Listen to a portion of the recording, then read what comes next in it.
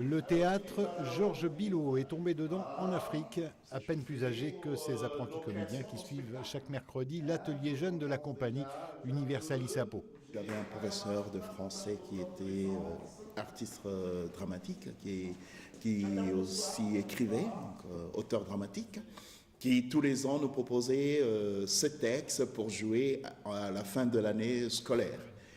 Et après toutes ces représentations à l'école, certains dirigeants de troupes amateurs m'ont découvert et m'ont proposé de le rejoindre dans les troupes amateurs locales, où j'ai continué à jouer. Et après, la grande découverte, c'était le monde professionnel, juste après mon bac, où comme je n'ai pas pu aller à l'université, il n'y avait pas assez de places.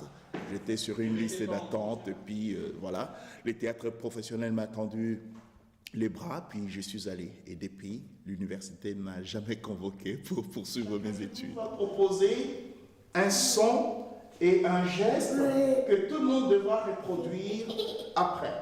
Et à ce bonheur de transmettre, il en rajoute un autre, puisque le 11 décembre dernier, à Cotonou, au Bénin, lors des Grands Prix Afrique du théâtre francophone, il s'est vu décerner le prix de meilleur metteur en scène pour la pièce Les Précieuses Africaines, créée en 2001 du Molière revisité par un Congolais. Du bel esprit et de la galanterie.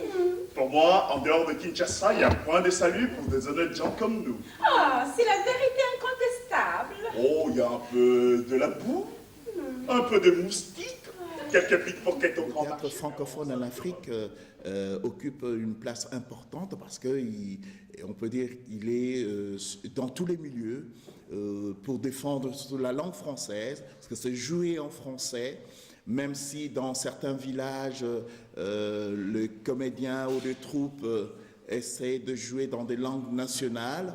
Il y a toujours une grande part de la langue française à l'intérieur, ou un mélange, on peut dire, un métissage de cette langue-là.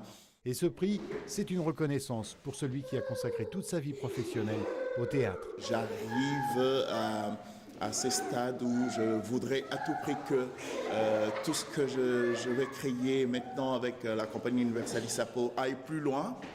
Je vais essayer avec ce prix-là de proposer, voilà, c'est quelque part un encouragement ou une ouverture de porte pour que l'Universalis Apo ou Georges Billaud soient connus un peu plus loin dans ce que nous proposons, dans nos créations, dans nos projets. Et le projet en cours s'intitule « La vie s'appelle lâcher ».